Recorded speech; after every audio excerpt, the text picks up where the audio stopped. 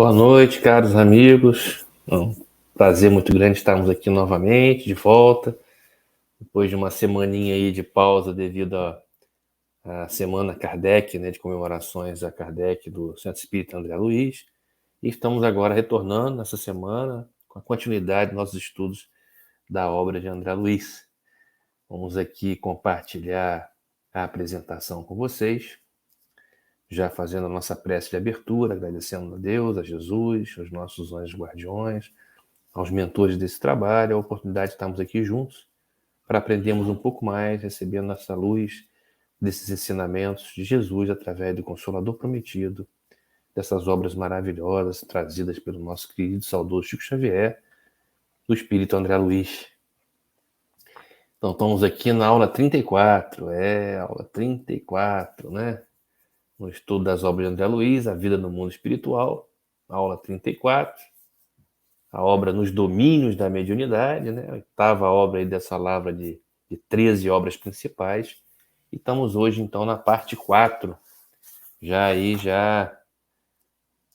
adentrando aí, já praticamente, hoje conseguiremos aí já dar uma boa adiantada, e provavelmente teremos mais umas 4 partes a mais, para nós finalizarmos essa obra, que é uma obra bastante técnica, um pouco complexa, e a gente vai tentar trazê-la de maneira leve, né?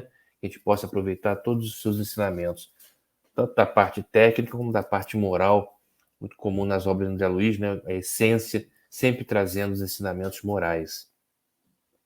Então aqui, como nós costumamos mostrar, a obra original, né? E a obra que nós temos utilizado muito para esse estudo compactado, essa proposta de estudo compactado, que é A Vida no Mundo Espiritual, estudo da obra de André Luiz, coordenada por Geraldo Campetti, que foi publicado pela FEB. Temos utilizado muito. E hoje nós vamos estudar esses capítulos aqui, ó. Assimilação das correntes mentais, psicofonia consciente, socorro espiritual, psicofonia sonambúlica e possessão. Possessão. Tema pesado, né? Que sempre atrai muita atenção.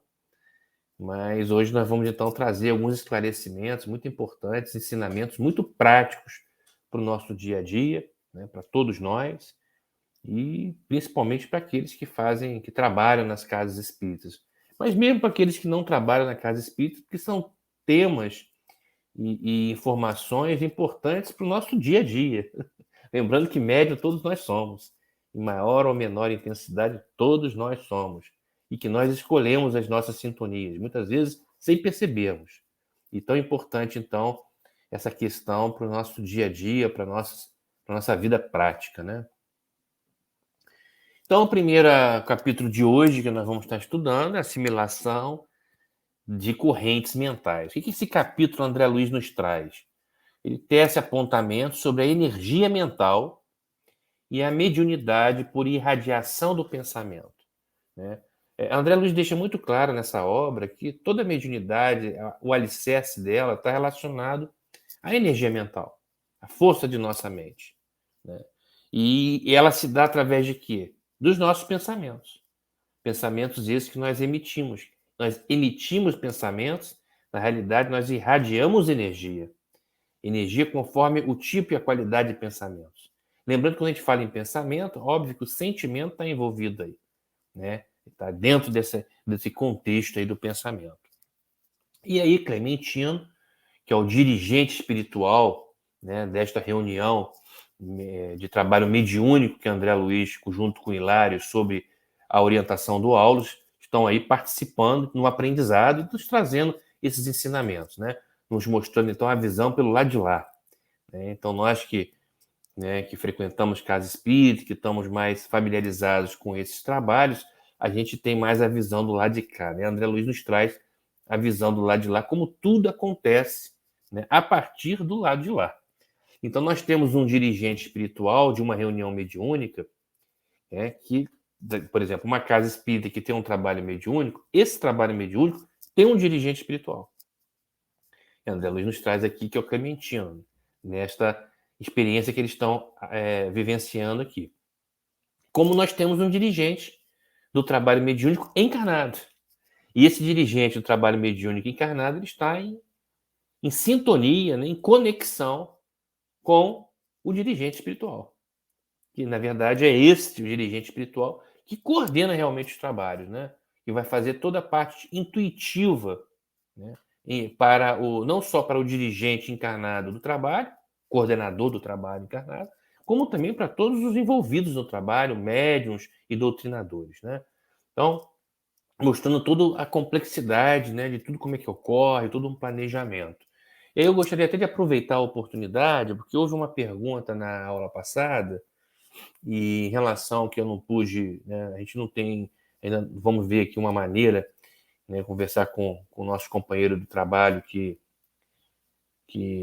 nos proporciona essa possibilidade de estarmos fazendo esse estudo na plataforma, para a gente ver uma maneira de a gente estar conseguindo fazer uma interação mais imediata. Mas teve uma pergunta na aula passada se o dirigente de um trabalho mediúnico, o encarnado que está coordenando, se ele pode receber uma incorporação, ele ter uma incorporação, né, a mediunidade de incorporação.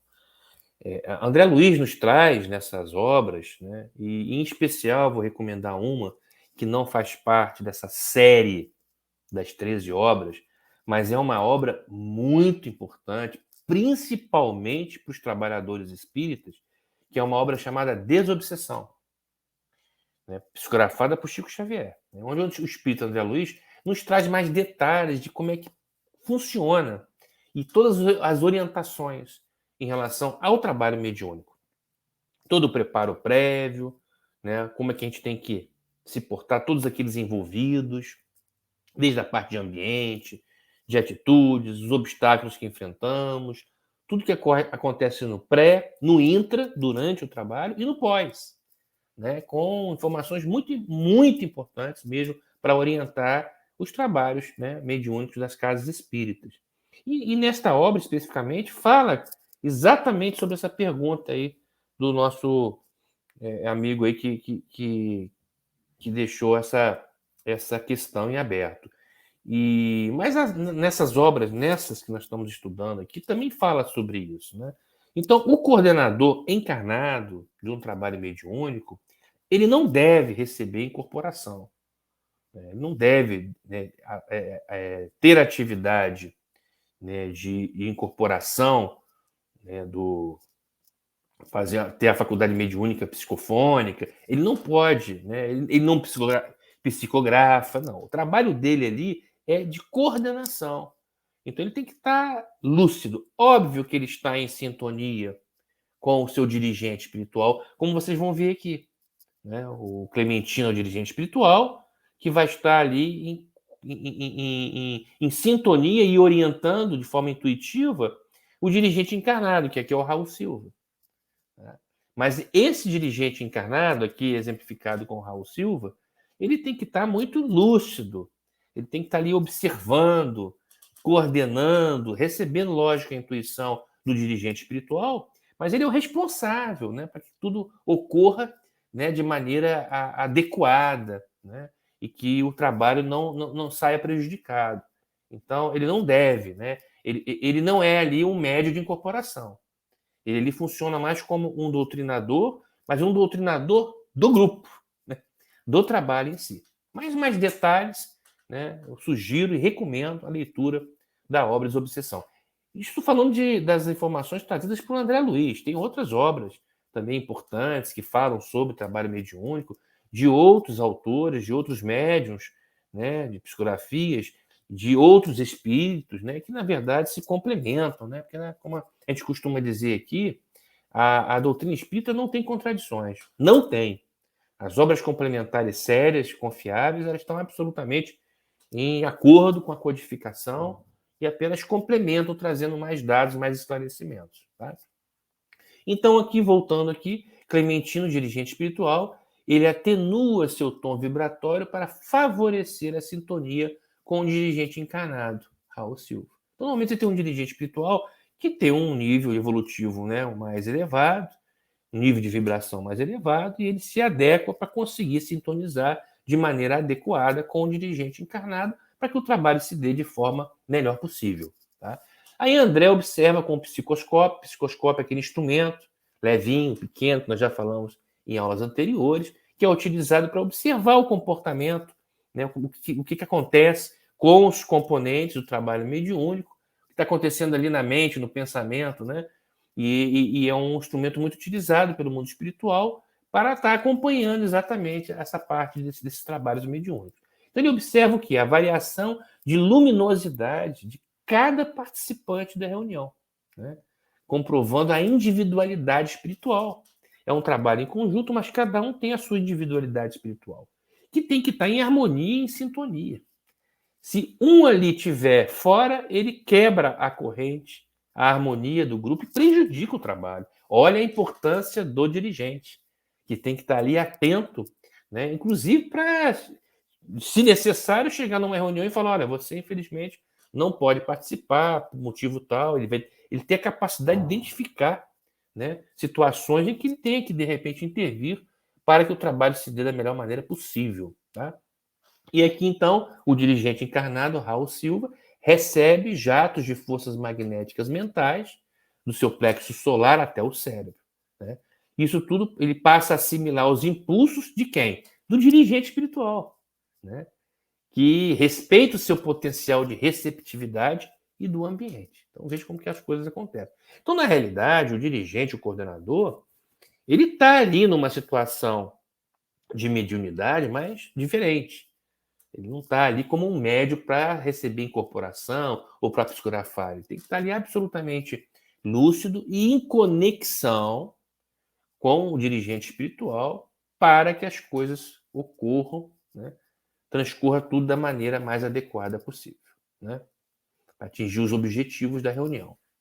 E aí ele compara aqui o médium a uma lâmpada que recebe a eletricidade, aquela energia, e a transforma em luz. Né? Então, o médium ele assimila os pensamentos e lança fora de si os princípios espirituais. Né? Então, é uma interferência que é sempre mútua. Ela é mútua. Né? E está ali ocorrendo em conexão entre dirigente espiritual e dirigente encarnado. Ensina que o pensamento tem seu peso específico e coeficiente de força na concentração silenciosa, e que a ele estamos subordinados pelas criações mentais que projetamos. Então, que coisa interessante, né? E os raios mentais de Clementino, dirigente espiritual, chegam a Raul, dirigente encarnado. Primeiramente pelos poros, em seguida aos centros de força do perispírito, e por impulsos elétricos, olha a energia eletromagnética, chega ao cérebro físico, determinando vibrações criativas que se manifestam em pensamento e palavras. É muito legal porque hoje a medicina moderna, os estudos hoje da física quântica, elas têm identificado comunicação que existe entre a nossa mente, a chamada teoria de mente não local, ou seja, a mente transcendental, não material, né, que através de energia eletromagnética, faz a comunicação da nossa mente transmaterial com o nosso cérebro orgânico e com nossos órgãos em geral, né? Propiciando, então, saúde ou doença, conforme a qualidade desse pensamento, que é comandado pela mente extramaterial, pela consciência espiritual, pela alma, né? Pelo espírito encarnado. Né? Então, e veja bem, hoje a gente consegue identificar que existe na medicina, hoje, nos estudos, nas pesquisas, principalmente da física quântica associada à biologia molecular, estudos que têm mostrado, né? Tem inclusive um cientista alemão que ganhou um prêmio, que seria um equivalente a um prêmio Nobel lá na Alemanha, que ele conseguiu identificar o que chama de biofótons, essa energia, luz, de comunicação entre as células, né? De comunicação entre o pensamento, né? A mente, essa mente extramaterial, com o organismo, né? Mostrando que não há apenas comunicação bioquímica. E, inclusive, essa comunicação que se dá interpessoal, de uma pessoa para outra, né? E em relação ao ambiente também. Então, veja como que a medicina hoje ela está avançando nas pesquisas, né?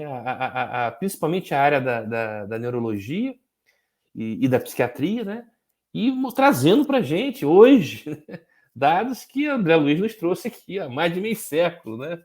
Há mais de meio século. E faz a gente até entender melhor aqui atualmente, né? Hoje mais preparados para receber essas informações, como Kardec nos avisou, né?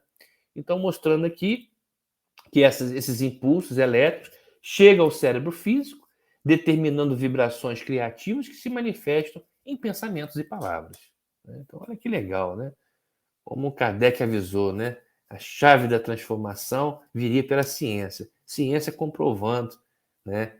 Todas as informações trazidas pelo Consolador, pelo Espiritismo, e hoje, né, principalmente as obras de Chico Xavier, né? E essa especificamente de André Luiz, do espírito André Luiz, que Chico nos trouxe em suas psicografias, com a parte, né, científica, médica, né, muito forte, né, muito forte.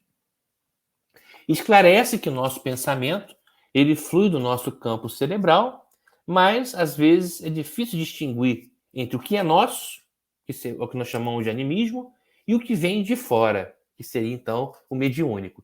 Então, olha que coisa interessante, que isso é muito comum acontecer. Principalmente para quem está começando os trabalhos mediúnicos numa casa, né, na sua preparação, ou começando mesmo, existe essa dúvida. Até para aqueles que já trabalham há muito tempo, de muitas vezes conseguir discernir o que é pensamento próprio, que seria então o que nós chamamos de animismo, ou o que é o pensamento externo, vindo de outro espírito. Né? E aí André Luiz nos traz, nessa parte da obra, né, como a gente, né, consegue, então, fazer essa diferenciação, que é uma coisa muito importante. Tá?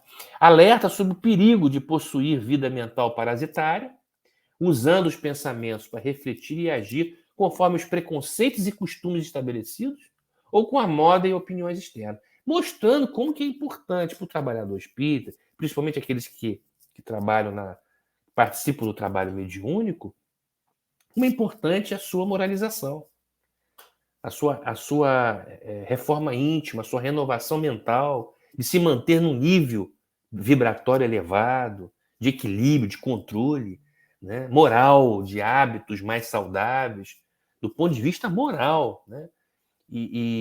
Ou seja, a sua evangelização, com certeza, é o pré-requisito mais importante para adentrar a um trabalho mediúnico. Porque o trabalho mediúnico é uma porta aberta para o bem ou para o mal.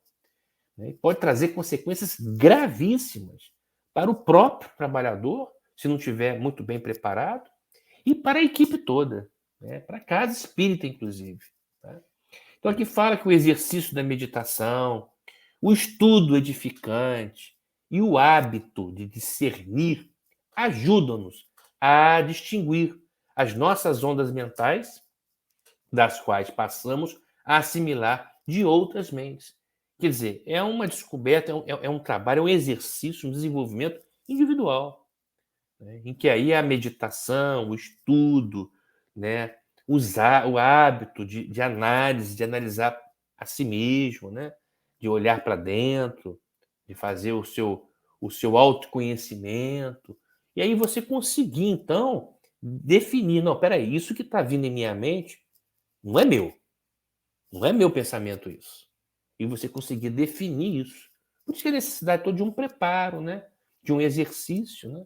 Quando um trabalhador ele vai adentrar a um trabalho mediúnico, ele deve, primeiramente, além da sua evangelização, de sua reforma íntima, de sua moralização, né? Pelo menos em condições mínimas, mas ele precisa passar por um treinamento. Né? São grupos de trabalhos para preparar trabalhadores mediúnicos. Né? Como se fosse realmente um curso, né? um preparatório, um exercício para começar a perceber, né? A aproximação da energia, do espírito, e ele começar a ter mais. Conseguir fazer essa distinção. Né? E aí nós vamos falar um pouco mais sobre isso adiante. Vamos lá, vamos continuar aqui. Então, em razão, olha só que importante isso aqui, ó. Em razão da negligência com a nossa mente, surgem fenômenos mediúnicos em comezinhas situações da vida, sem que saibamos distinguir os próprios pensamentos dos que são oferecidos à guisa de sugestão. Então, aquela questão da autossugestão. Então, nós temos que tomar muito cuidado com isso, porque existe muito isso. Então, o trabalhador despreparado, né, negligente, o que acontece? Ele pode, dentro da sua autossugestão, daquilo que ele pensa, daquilo que está impregnado na sua mente, e ele usar aquilo ali como fosse um fenômeno mediúnico, que ele estivesse trazendo aquilo, né, de outro espírito, mas na realidade é uma coisa dele mesmo, que está ligado à sua fixação mental, sua cristalização, aquilo que está impregnado. Por isso tão importante todo esse preparo, que passa também pela prece, pela meditação, porque o trabalhador mediúnico, na hora do trabalho, aquele que vai fazer que participa como médium, seja médium de incorporação, de psicofonia, seja de psicografia, ele tem que dar uma limpada na mente na hora. Ele não pode estar pensando em nada, ele não pode estar pensando nos seus problemas, nas suas angústias, né, no seu dia a dia. Não, ele tem que limpar a mente para que ele possa fazer a percepção externa daquilo que vem na sua mente naquele momento, que é o que vem do espírito.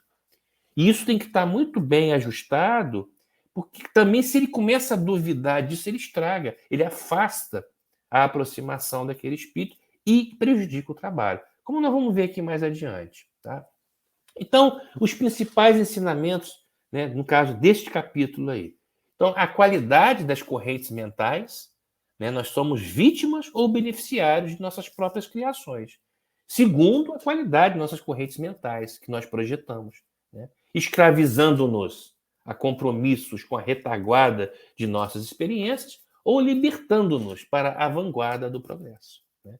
Uma coisa muito importante que André Luiz nos traz nas suas obras também é a questão de a gente tem que parar com as lamentações, de fixar em experiências ruins que vivemos.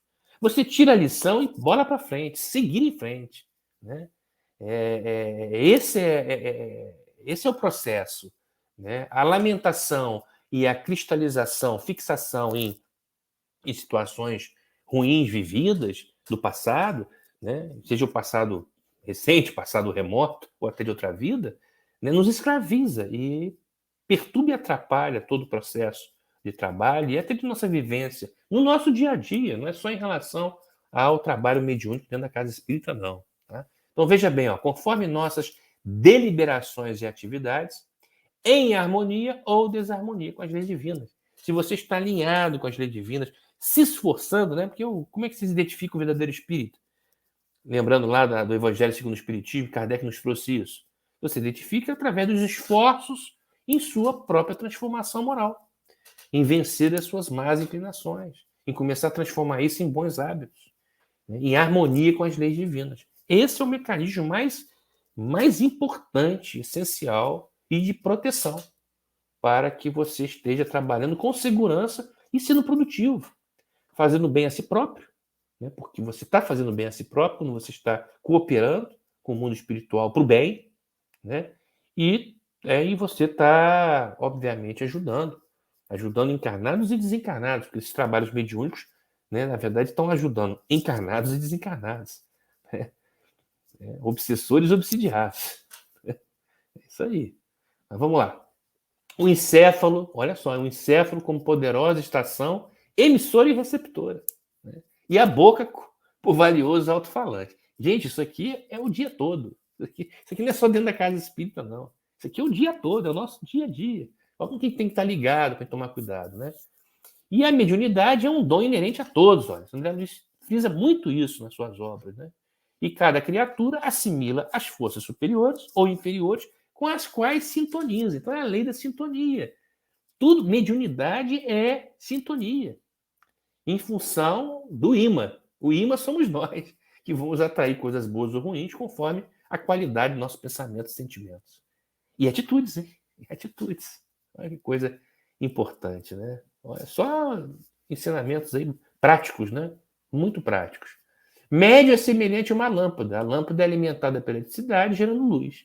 O médio pelas correntes mentais que assimila, no caso do dirigente encarnado, assimila as correntes mentais do dirigente desencarnado, e aí reflete o teor vibratório correspondente a essa assimilação, que tem que ser um teor vibratório elevado para que as coisas ocorram de maneira que tem que ser atingindo as metas do trabalho.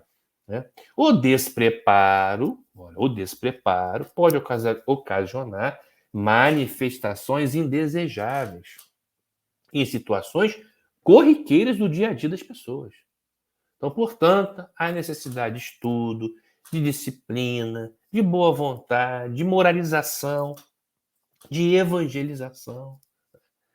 para que, né, a partir do momento que a pessoa começa a desenvolver a mediunidade, ela passa a funcionar o tempo todo, né? Porque nós somos médios o tempo todo, dentro ou fora da casa espírita. O trabalho mediúnico deve ser feito dentro de uma casa espírita.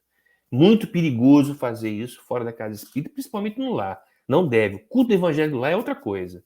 Agora, existe a necessidade do preparo e da moralização, porque nós somos médios o tempo todo. E o tempo todo, seja lá onde estivermos, nós estamos recebendo essas influências, boas ou más. E aí nós temos que receber, são boas influências, né? E para isso depende da gente. Depende da gente. E aí o mestre, nosso mestre Jesus, o que ele fala? O que ele nos ensina no seu evangelho? Orai e vigiai. A oração é muito importante, que nos conecta com o alto, com os benfeitores, com Deus, né? E o vigiar é para a gente estar vigiando o nosso pensamento, vigiando o nosso sentimento, né?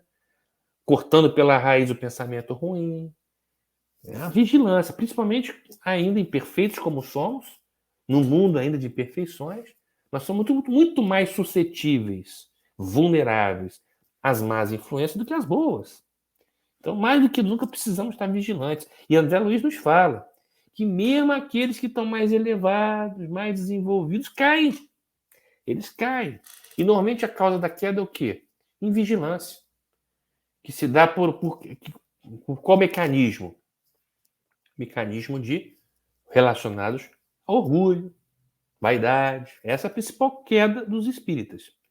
E o egoísmo, né? Que são as principais chagas aí.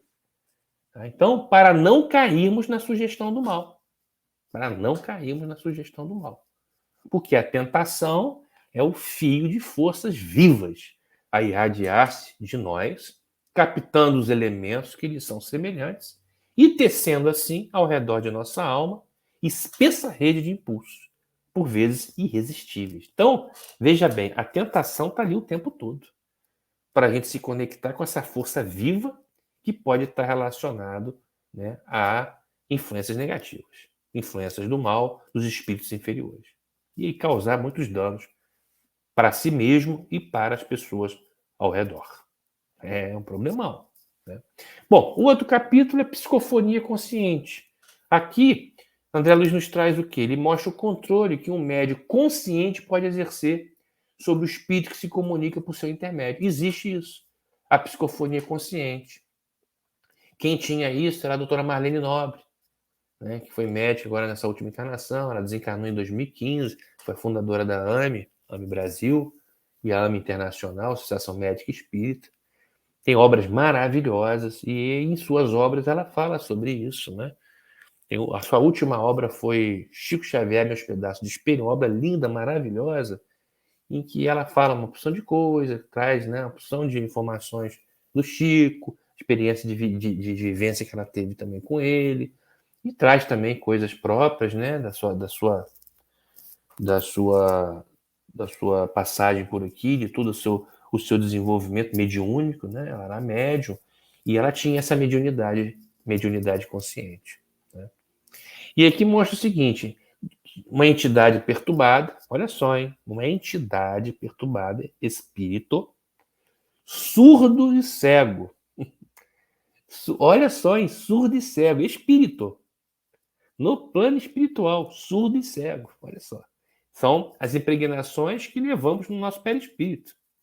É aquela pessoa que, com um trauma do corpo físico, ou uma sequela do corpo físico, que passa para o perispírito e continua com isso no plano espiritual. E que, dependendo da situação, vai reencarnar com aquele problema no corpo físico. Olha só como é que são as coisas. André Luiz nos traz exatamente vários exemplos sobre isso.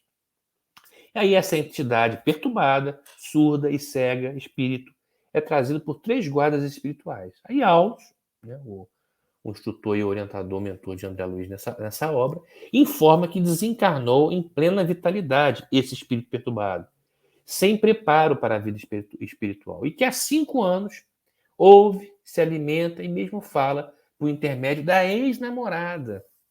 Mas olha só que coisa, hein? Essa ex-namorada é que o atrai com suas aflições e uma saudade doentia.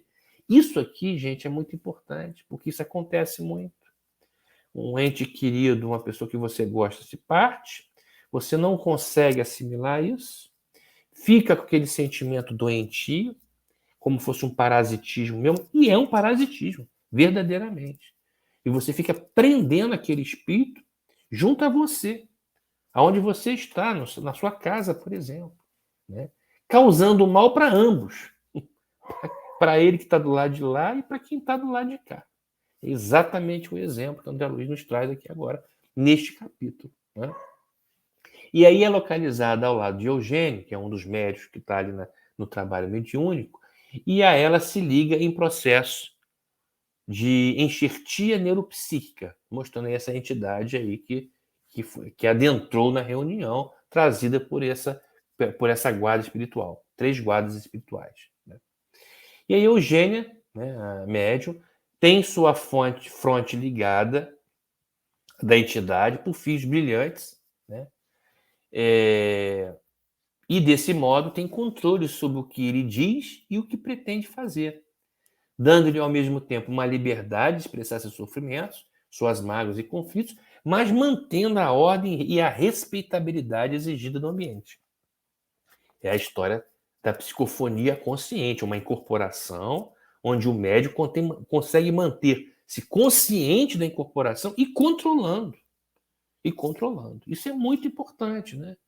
Isso é muito importante. É um desenvolvimento, uma capacidade, um treinamento também, porque essa história de que médico incorpora e cai no chão, e sai rolando, e começa a gritar, isso aí não dá. Isso aí é falta de preparo e descontrole do médico, que tem que estar muito equilibrado, inclusive psiquicamente, psicologicamente, moralmente. Não, não é brincadeira, gente. Trabalho mediúnico é uma coisa muito séria, e que pode trazer danos muito sérios para os envolvidos se a coisa não for feita com muita seriedade e preparo. E André Luiz nos alerta e nos mostra isso, através desses exemplos aí. Aí veja bem, nessa experiência aí, o Aulus, instrutor de André Luiz, esclarece algumas coisas importantes.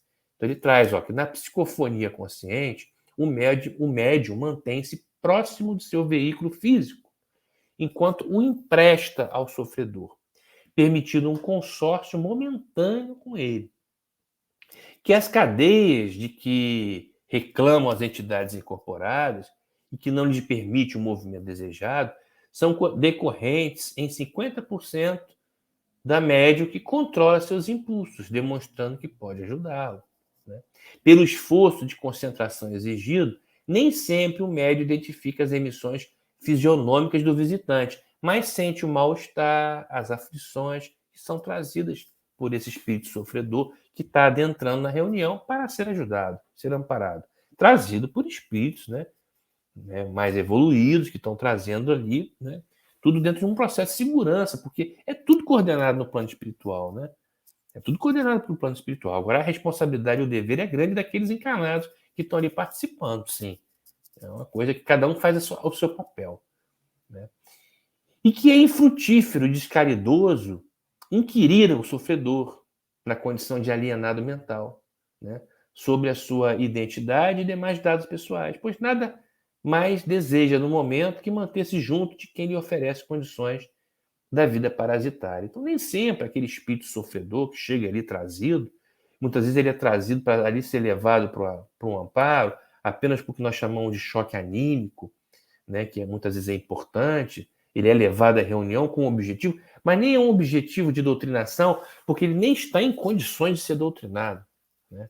Então, existem várias situações. E não adianta você querer ficar, né, dependendo do grau de sofrimento, da situação peculiar daquele espírito perturbado que está sendo trazido para, de alguma forma, estar sendo amparado, muitas vezes não é para ser doutrinado, que nem tem condições de ser doutrinado, de ouvir orientação nenhuma, né? Que é exatamente esse caso aí que André Luiz nos traz de exemplo. Tá? Então, muito importante é o seguinte, ele ressalta aqui, André nos traz essa importante informação e orientação do seu instrutor Aulus, que a dúvida do médio sobre se o que fala ou sente durante a incorporação é ou não do espírito pode anular a oportunidade de socorro, expulsando a entidade de sua organização física. Olha que coisa então, né? Veja bem, isso é muito difícil, porque a gente tem que ter o crivo da razão, né? A gente, lógico que a gente sabe que, infelizmente, né, principalmente em trabalhos em casas que não sejam sérias ou pessoas despreparadas, a pessoa pode estar incorporando ali, não está incorporando coisa nenhuma. Está numa autossugestão, problema psíquico próprio, e num desequilíbrio psiquiátrico, e chegar ali e fazer que está incorporando. A gente vê acontecendo isso aí. Às vezes até em rede social você vê pessoas fazendo incorporação em rede social, que já está errado isso, né? E aí trazendo uma série de coisas aí. Tem que tomar muito cuidado, né, gente? Porque isso aí em todos os setores da vida, infelizmente, tem que tomar um cuidado danado. Às vezes nem a pessoa nem faz por mal, mas faz por despreparo. Outras vezes faz por mal mesmo, né? Então tem que tomar muito cuidado. Agora, veja bem, num trabalho sério, que está tudo se processando direitinho, todo mundo está ali com o intuito de ajudar, na boa vontade, né? É, é, é, se esforçando no bem, né? Com preparo, com estudo, numa casa séria, num trabalho sério, você tem que tomar muito cuidado com a dúvida. Porque se você duvida daquilo que está acontecendo naquele trabalho, você atrapalha o trabalho. Né?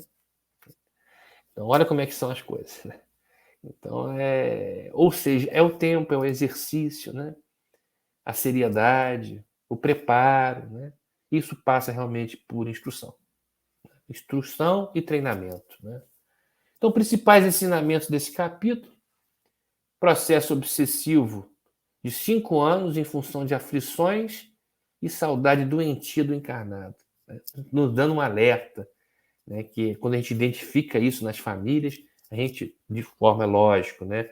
Dizendo que é capaz de ser captado, se a pessoa está preparada para ouvir aquela informação, né? Que tem que respeitar a religião de cada um, ou até a não religião, mas, se for possível, orientar justamente que esse tipo de simbiose espiritual que se faz entre a pessoa que fica e a que vai, né, pode estar pode não, prejudica as duas, se não for uma coisa saudável, né? Então, aqui mostra um caso que não é saudável, uma exploração mútua, e ambos estão se fazendo mal, quem está aqui e quem está lá. Né? A ação do médio consciente diretamente na mente comunicante, controlando a emissão antes que ela ocorra, sem tolher a liberdade da manifestação de suas dores, sofrimentos, anseios. Estou mostrando aqui a experiência num caso de um trabalho com uma média consciente, que foi aqui mostrado por André Luiz.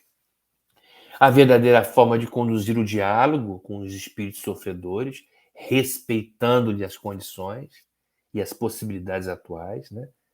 Senão você acaba agredindo as consciências. Isso se dá até entre os encarnados. Né? Quando você vai dar um conselho a alguém, alguma informação, tem que tomar muito cuidado, porque você não está agredindo as consciências. Né? A pessoa, de repente, não vai aceitar aquilo, aquela informação, e nem está preparada para aquilo. Então tem que tomar muito cuidado com isso, muito cuidado. A importância da convicção do médium em seu trabalho, que é a questão da dúvida, que não pode ter. Né? Ele tem que ter convicção do seu trabalho, da seriedade do seu trabalho e da confiança nos amigos espirituais. Ou seja, tem que ser um trabalho sério, componentes sérios, casa séria, né? Para que você possa, então, ter a convicção, né, da veracidade de tudo que está acontecendo e não ter dúvidas, porque a dúvida pode inviabilizar o atendimento e a ajuda. Olha que coisa importantíssima, né? Bom, outro capítulo é socorro espiritual. Aqui André Luiz nos traz o quê? Ele mostra um método espírita cristão de doutrinação de um obsessor através de um método de processo de regressão da memória. É muito interessante isso aqui. Então aqui Raul dialoga com o Libório, né? Um espírito incorporado em Eugênia médium, o espírito incorporado, né? E o doutrinador. Então, Raul é o doutrinador. Né? E Libório é o espírito que está incorporando na média Eugênia. Né? E aí não considera um pária, e sim um enfermo de necessidade de socorro, oferecendo entendimento, esclarecimento e consolação. Então, aqui um processo, como é que se dá o processo, né, de doutrinação, de amparo àquele espírito sofredor.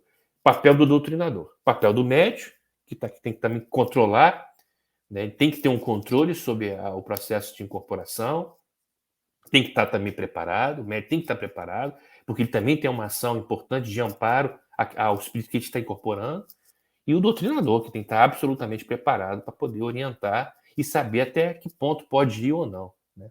Aí Libório, né, ele se retrai dentro daquele processo que está sendo amparado, acreditando que está diante de um padre.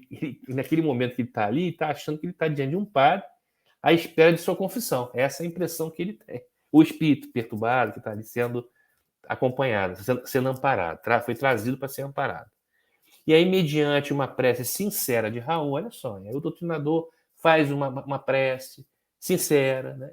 E isso atua sobre o sofredor, o espírito sofredor, o Libório, que aos poucos se rende às palavras proferidas, né? Verdadeiras e magnetizadas de profundo amor fraternal, colocando-se mais ameno para receber o socorro que lhe é oferecido. Então, veja bem, o mais importante do doutrinador é o amor. Realmente é o sentimento fraternal. Isso é o mais importante. Eu tenho maior capacidade, maior força, energia para conseguir tocar e ajudar o espírito sofredor que está ali adentrando a reunião para ser ajudado, ser amparado. Né? Só que aí que está, né? Nós temos essa capacidade, esse amor verdadeiro de ajudar. Porque você está ali no trabalho, aí você tem um amor meio entre aspas, superficial. Mas será que tem esse amor mesmo? E aí você sai da casa espírita, vai para a rua, vai para casa ou vai para o trabalho, numa estupidez danada com os outros, numa irritabilidade danada. Como é que pode isso? Então entrou na casa, é super amoroso. Fora da casa não é. Então tem uma coisa errada. Então é um trabalho, é uma reforma íntima, uma renovação mental, de sentimentos, é uma evolução moral, que é muito importante. É tudo um processo evolutivo e o próprio trabalho espírita propicia isso para o espírita, né? Essa oportunidade de desenvolver isso. Por isso que é uma misericórdia. Normalmente os espíritas são espíritos comprometidos e que estão tendo a misericórdia de reparação através do trabalho no bem, da cooperação. Né? E aí, obviamente, se conseguir cumprir as suas missões, ele pode se evoluir e avançar, né? Avançar até de uma maneira muito satisfatória, dependendo do seu grau de dedicação, de abnegação. Né? E aí que Clementino providencia um equipamento retangular. Isso é muito interessante, porque isso é muito usado nos trabalhos mediúnicos, nas casas espíritas. Né? Esse equipamento retangular é um condensador ectoplásmico, alimentado pela energia dos componentes da reunião. Olha só, hein? Energia dos componentes. Tem que estar tudo muito harmônico. Por isso que o André Luiz fala que o grupo mediúnico não pode ser muito grande. Não pode ser. Maior chance de não ter harmonia, de ter desarmonia. Tá? E aí ele faz o quê? Ele plasma ali uma tela, onde então aquela tela mostra para o espírito, né, situações vividas anteriores, para que ele entenda o porquê do seu sofrimento. É isso que é feito, então, nesse trabalho aí que André está trazendo, mas que a gente sabe do que isso acontece. Nós já tivemos a experiência já de ver isso em reunião mediúnica. Né? E aí, induzido por Raul, pode ver projetadas as suas lembranças. Esse espírito, Libório, né, que está sendo amparado, ele vê nessa tela projetada as suas lembranças.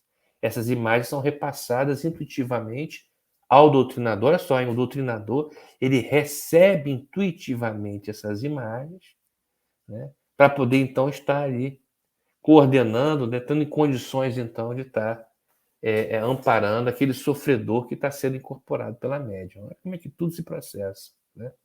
E aí acrescenta que o bom funcionamento desse condensador depende da colaboração de todos os encarnados, pois qualquer sentimento menos digno que seja exteriorizado por algum componente na reunião prejudica, compromete aí a projeção e esse equipamento, né, esse recurso técnico que é utilizado no mundo espírito pelo plano espiritual, né, aos envolvidos no trabalho mediúnico encarnado, para socorrer aquele espírito sofredor que está ali sendo amparado. Então, olha como é importante a vigilância e que os componentes, olha a importância de todos os componentes envolvidos no trabalho. Um componente em desequilíbrio pode botar tudo a perder. Aí nessa tela observa-se o quê? Libório apropriou-se, ele vê o Libório, o espírito sofredor. Aí ele consegue ver, fazer uma regressão, vendo as imagens do seu passado, para poder entender o que está acontecendo com ele.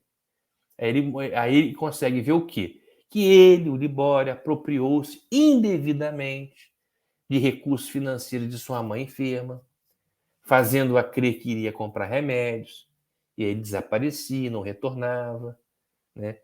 Completamente esgotado pelos festejos do carnaval. E aí depois já encontrou agonizante nos braços do vizinho, ele ficou indiferente, né? E estava embriagado, e aí ele abriu o gás, dormiu e desencarnou por asfixia. Olha só que coisa. E é considerado um suicida. E é considerado um suicida no plano espiritual. Então veja o grau de perturbação desse espírito ligado ao acontecimento da vida dele passada, né?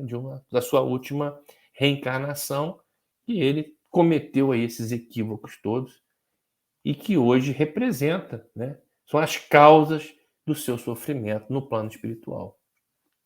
Aí, diante da verdade que sua consciência não esconde, ele desespera, se desespera, né? Chamando por sua namorada, Sara, e por sua mãe. Transformado nos sentimentos, é transportado para uma organização espiritual próxima. E aí a Eugênia, a médica que estava incorporando, volta à sua plena consciência. Então, mostrando, né?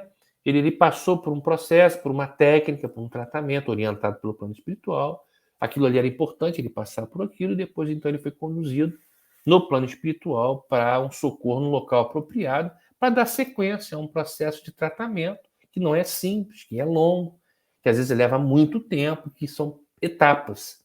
Quantas e quantas vezes o espírito sofredor é levado naquela mesma reunião, várias vezes, durante muito tempo, fazendo um processo de etapas. Outras vezes não, apenas passa ali para um objetivo específico de sensibilização e aí vai ser socorrido em outro plano, né? Em outro local no mundo espiritual.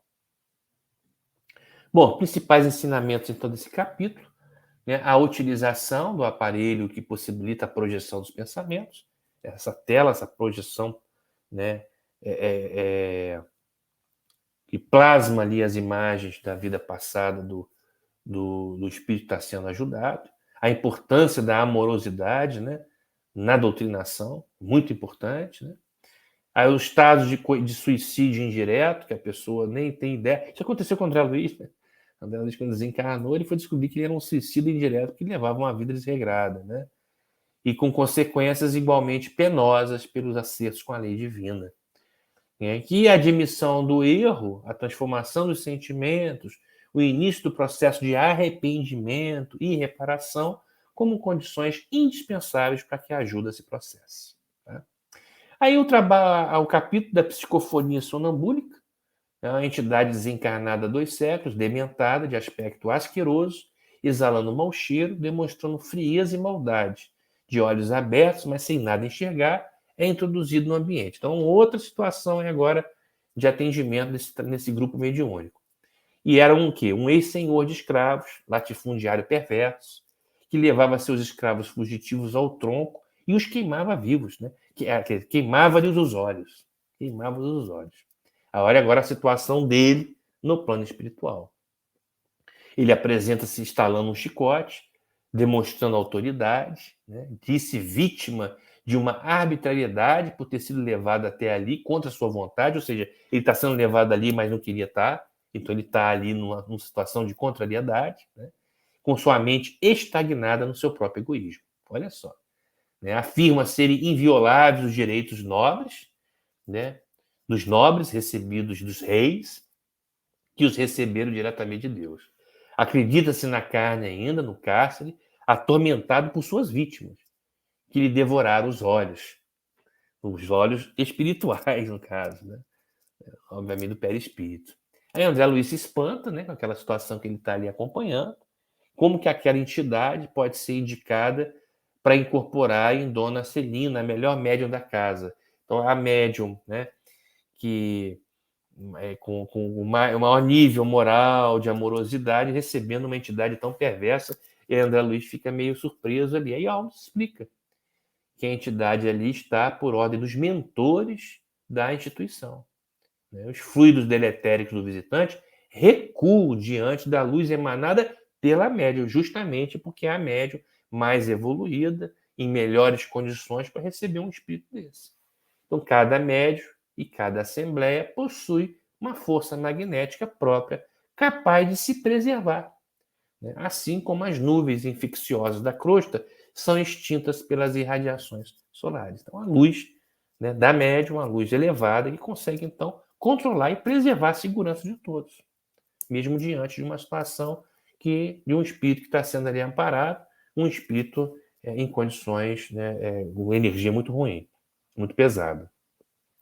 Dona Celina se desvencilha do corpo, ela afasta-se, e o ex-escravocrata,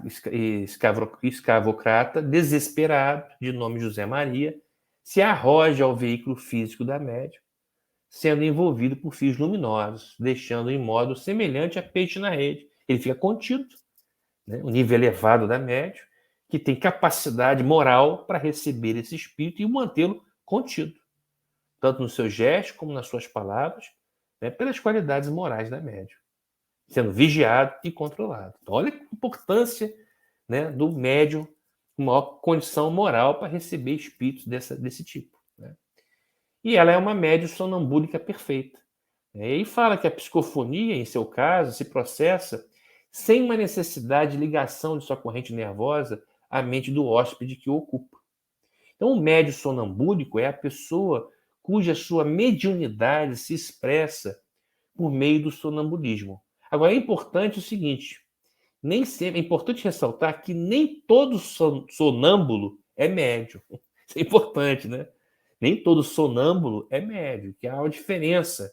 A diferença consiste no que é dito e realizado pela pessoa durante o sonambulismo.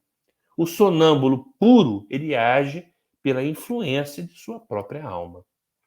Então, são situações diferentes, né, para a gente também não generalizar, né, esses conceitos todos. E André Luiz nos traz isso aí de forma muito clara, exemplificando, né? Aí Dona Celina oferece extrema passividade e o comunicante se revela mais seguro, né, mais espontâneo, sem que isso represente irresponsabilidade da médium, né? A inferioridade moral do comunicante é contida por força das virtudes da médium e faz com que ele se contenha nas gesticulações, nas expressões, mesmo sem aparente interferência direta dela. A capacidade dessa médium, que tem uma elevação moral. Então, Aulus explica que a psicofonia sonambúlica em médiuns despreparados produz belos fenômenos, mas que eles não são úteis na construção espiritual do bem. E pode levar à possessão, se o seu portador não possui méritos morais suficientes à própria defesa. Olha só a responsabilidade, a seriedade desse tipo de trabalho, gente. Você pode ter um médium ali que depois passe por um grave processo de obsessão, ou até mesmo de possessão, que é um grau mais grave da obsessão. Então, olha como a seriedade não é para qualquer um, tem que ser uma coisa muito trabalhada, preparada, coisa muito séria, muito séria. Quando se trata de médios devotados ao bem, dando guarida a alguma entidade intelectualmente superior, mais perversa, os mentores controlam a situação. No entanto, se o espírito for virtuoso, o médium se beneficia com as vibrações amorosas, deixando a entidade em total liberdade por confiar nos seus elevados propósitos. Então, a capacidade de discernimento do médium de saber que tipo de espírito está recebendo ali e saber o tipo de controle que precisa ter. E aí o espírito aí que estava sendo atendido, o José Maria, algo renovado, é encaminhado para a organização socorrista. Isso é muito comum nos trabalhos mediúnicos, né? O espírito chega, a médium o incorpora, ele é doutrinado, ele recebe um amparo e aí ele é encaminhado para uma organização socorrista. É muito comum nos trabalhos mediúnicos corriqueiros das casas espíritas. Então, os principais ensinamentos desse capítulo fala sobre o sonambulismo na visão espiritual, né? Existe o sonambulismo na visão médica da medicina terrena tradicional, a ilusão dos desencarnados presos às questões materiais, né? Que sempre há participação do médium no processo de comunicação, mesmo que este posteriormente não se lembre. E a moral é o mais importante pré-requisito para o médium. Os perigos da psicofonia inconsciente em médios que não possuam méritos morais suficientes à própria defesa, podendo levar à possessão. Olha que coisa grave e que coisa séria. Né? E falando em possessão, para nós terminarmos então o estudo de hoje, vamos falar rapidamente, que nosso tempo está esgotando aqui, porque tem um tempo específico aqui para a gente na plataforma. Vamos falar rapidamente sobre possessão, qualquer coisa a gente complementa na próxima aula. Então aqui André Luiz nos traz o quê? Ele analisa um caso de possessão que se manifesta como crises epilépticas. Olha só, hein? A entidade deslocada é admitida à reunião. Essa reunião onde André está aí acompanhando. Dirige-se imediatamente a um jovem, Pedro, que desfecha um grito e cai violentamente desamparado. O rapaz é retirado da sala e encaminhado a outro local, acamado, sob os cuidados de Dona Celina, aquela médica que nós acabamos de citar. Aulus avalia a condição psicofísica do obsesso e conclui se tratar de possessão ou epilepsia essencial. Olha só, hein? Olha o conhecimento técnico que André Luiz nos traz. Possessão ou epilepsia essencial. Aí a ocorrência é tratada pela medicina humana como epilepsia, mas pela equipe espiritual como um transe mediúnico de baixo terror. Olha só, hein? A epilepsia, né, não são todos os casos, é lógico, né? Tem que tomar muito cuidado com isso, não é todo epilético que está sob possessão, mas existe a manifestação, né, de uma situação de possessão por meio de uma crise epilética. A crise epilética, aí, como denominada, trazida aí por André Luiz, pelo seu instrutor Aulus, denominada como epilepsia essencial, que é um transe mediúnico de baixo terror, tendo em vista serem duas mentes desequilibradas, a do obsessor e a que está sendo aí, então, recebendo, sendo obsidiado. Aí Pedro, materialmente inconsciente, e espiritualmente ele arquiva todas as minudências da situação e se enriquece de experiências necessárias ao seu reerguimento. Aí Dona Celina toma o cuidado para não se apassivar e prestar o socorro em plena consciência. Profere orações e implora a compaixão divina. O obsessor se desprende da vítima e é conduzido para o local de atendimento de emergência. E Pedro não é médio na acepção do termo, mas um espírito endividado a redimir-se. E descarta a possibilidade de desenvolvimento de sua faculdade mediúnica, pois desenvolver é fazer progredir ou produzir. Então necessita desenvolver recursos pessoais para o seu próprio reajuste. Então aqui mostra exatamente casos, né, que a mediunidade é uma aprovação. Né? Casos de mediunidade que é uma aprovação. Então, frequentando uma casa espírita, convivendo com amigos e orientado pelo Evangelho, ele e seu desafeto se transformarão interiormente. Então, é uma forma de amparo. Né? Uma mediunidade que não pode ser desenvolvida, mas está ali no centro espírita para ser trabalhado. Em um processo de sensibilização, para um reajuste, para uma renovação mental, moral de ambos envolvidos. Né? Então, aqui mostra o aparelho mediúnico valioso, ele não se improvisa. Pedro traz consigo a aflitiva mediunidade e provação. Então, no passado fora médico, olha só, no passado ele fora médico desonesto e aventureiro, que enclausura o irmão em um manicômio, agora o obsessor. E toma-lhe a esposa, agora sua mãe. E em franco duelo com o seu algoz nas zonas purgatoriais, ele teve seu corpo perispiritual lesado em alguns centros vitais. Recebeu esta reencarnação por bênção.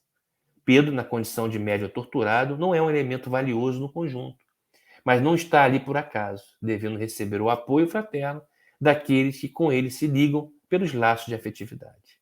E que sua cura dependerá dele e do seu algoz, renovando-se ambos para a reconciliação final. Olha que coisa importante. Então, principais ensinamentos, a mediunidade e provação é um exemplo aí. As diferentes visões sobre a epilepsia, tomar muito cuidado, as causas orgânicas ou transe mediúnico de baixo teor, cada caso é um caso, não se pode generalizar. E o obsidiado ele não é um médium na acepção do termo, embora ocorra o fenômeno, mas, né, são espíritos endividados em processo de regeneração. A importância da retidão em todas as nossas ações cotidianas. Tudo que fazemos gerará consequências para o bem ou para o mal. Tudo que fazemos a consequência virá depois, né? O acaso ele não consta nos desígnios superiores, né? Nós não nos aproximamos uns dos outros sem razão. Tudo tem um motivo de ser. Todos os dramas obscuros da obsessão decorrem de uma mente enfermiça. E aí nós vamos ter que lembrar aqui de outras obras de referência, né? Que vão mostrar exatamente isso. Existe uma obra da própria Marlene Nobre que nós citamos hoje, né? Que é Obsessão e Suas Máscaras. Ele pega todos os pontos das obras de André Luiz como um todo, que fala sobre obsessão, e faz um resumo e traz outras informações. Uma obra magnífica, viu? Obsessão e Suas Máscaras, da nossa doutora Marlene Nobre, que desencarnou em 2015. Bom, a terapêutica eficaz da obsessão implica em reajuste de ambos. A vítima de hoje foi o algoz de ontem. Olha que coisa importante, hein? A vítima de hoje foi o algoz de ontem. E convertendo-se ao bem, modificará o tônus mental do adversário, pelos exemplos de compreensão, renúncia, humildade e fé.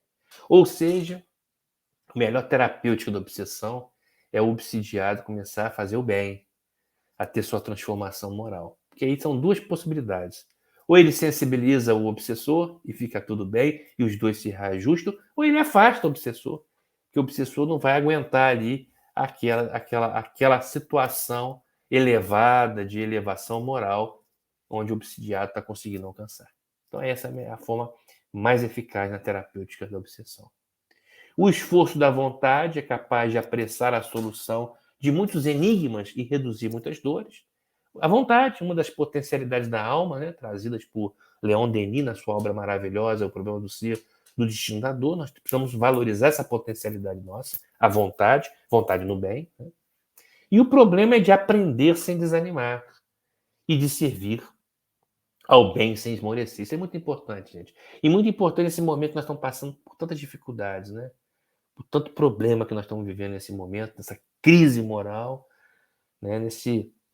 Essa psicosfera pesada que as pessoas estão tendendo ao desânimo. Não podemos, de forma alguma. Nós precisamos, então, aí, aprender, mesmo nas grandes dificuldades, sem desanimar. E servir ao bem, sem esmorecer. Essa tem que ser a nossa meta sempre. Sempre. Tá? Gente, obrigado aí pela paciência. Né? O tema é complexo, né? São muita coisa importante.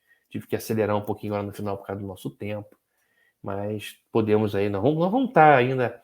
Essa própria obra vai trazer ainda mais oportunidades de ensinamento, de aprendizado em relação a esses temas tão importantes. Muito obrigado pela paciência. Até a próxima sexta-feira, se Deus quiser.